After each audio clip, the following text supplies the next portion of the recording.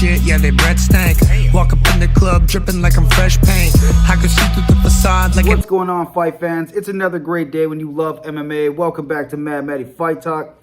So Josh Emmett and Calvin Kattar just threw down this past weekend at UFC Fight Night, Austin, Texas. Josh Emmett won in a razor-sharp, super close split decision victory over Calvin Kattar. It was a great fight, back and forth, lots of action, lots of nice strikes landed. I really didn't think Josh Emmett was going to win. I thought I was going for Calvin Kattar in this fight, but he won, and he did it in, exciting fashion. He threw some bombs. It was very close, could have gone either way. Still think Kattar could have won the fight, but regardless, Emmett gets the head nod, gets the victory. So the big question is, does this put him in the driver's seat of the 145 division? Now, featherweight has never looked so good. They have so many top contenders in the top 15. That is one of the most stacked divisions, besides obviously lightweight and the middleweight division. These guys are so stacked with talent in the top 15. It's insane.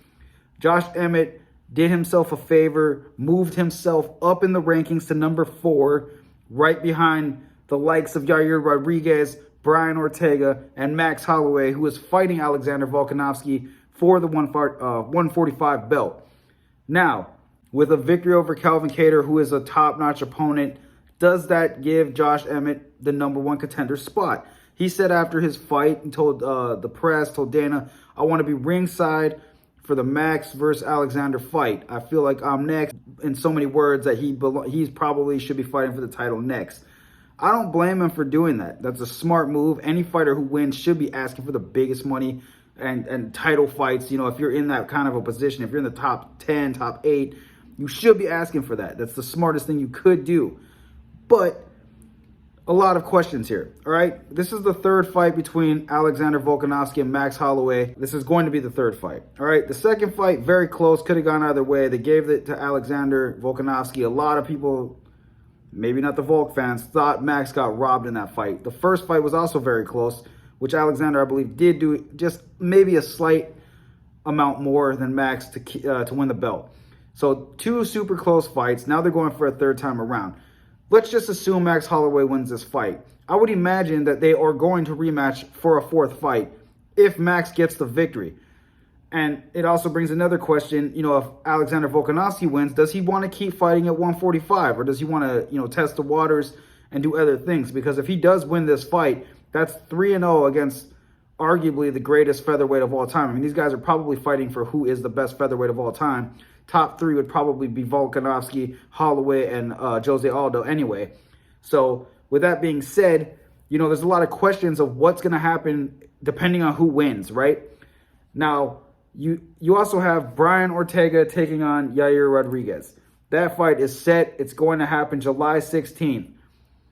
I believe, honestly, the winner of the Yaya Rodriguez fight and the Brian Ortega fight, the winner of that fight should probably be facing Josh Emmett next. And I think from there, it gives you guys some time, you guys as in the UFC, some time to see what's going to happen between Max and Alexander Volkanovsky after their fight goes down. If Max wins, do you guys want to set up Volkanovsky? I mean, what do the fans think as well, right? Do you want to see Volkanovsky and Max go at it again? Because I personally, if Max wins, would like to see that again.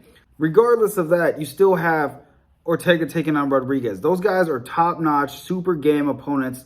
And I feel like either one of those guys could be the number 1 contender. But Josh Emmett is making a huge statement, a huge run to getting himself in the same position as those guys. I honestly feel, it's my opinion. Hit me in the comments. Let me know what you guys think. But I believe that Josh Emmett, regardless if he gets to sit ringside and make his claim as the number 1 contender, he's probably going to have to fight the winner of Ortega and Rodriguez to prove that he is the number 1 man to be in the ring against somebody like Volkanovsky or Holloway, depending on who wins that fight.